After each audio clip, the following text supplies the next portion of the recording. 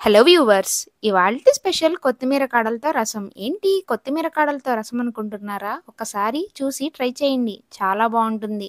కొత్తిమీర కాడల రసం కోసం ఒక గుప్పెడు కొత్తిమీర కాడలు, హాఫ్ కేజీ టమాటో ముక్కలు, 4, 5 ఎండుమిర్చి, చిన్న నిమ్మకాయ సైజంత చింతపండు, ఒక స్పూన్ నానబెట్టుకున్న కందిపప్పు, ఒక అంగుళం అల్లం ముక్క, 5, 6 మిరియాలు తీసుకోవాలి. వీటన్నిటిని ఒక గిన్నెలో వేసుకొని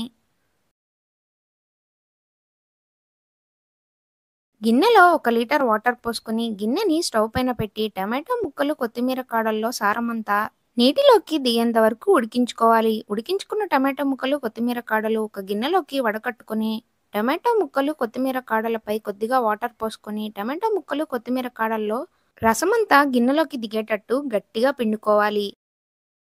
ఇలా పిండుకున్న రసాన్ని పక్కన పెట్టుకుని స్టవ్ పైన ఇంకొక గిన్నె పెట్టుకుని అందులో 2 టేబుల్ స్పూన్ల ఆయిల్ వేసి ఆయిల్ వేడెక్కిన తర్వాత అర స్పూన్ ఆవాలు, అర స్పూన్ జీలకర్ర, 2, 3 ఎండుమిర్చి, 4, 5 వెల్లుల్లి రెబ్బలు, కొద్దిగా పసుపు వేసి పోపు ఎర్రగా అయ్యేంత వరకు వేయించుకోవాలి. పోపు వేగిన తర్వాత 2 రెమ్మల కరివేపాకు వేసుకొని కరివేపాకు కూడా వేగిన తర్వాత పక్కన పెట్టుకున్న రసాన్ని గిన్నెలో పోసుకొని రసంలో రుచికి సరిపడా ఉప్పు వేసుకుని కలిపి రసం పొంగులొచ్చేంత వరకు మరిగించుకోవాలి.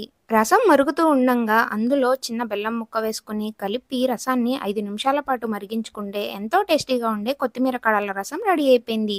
వీడియో నచ్చితే లైక్ చేయండి. ఇలాంటి మరిన్ని వీడియోస్ కోసం మన ఛానల్ని సబ్స్క్రైబ్ చేసుకోండి.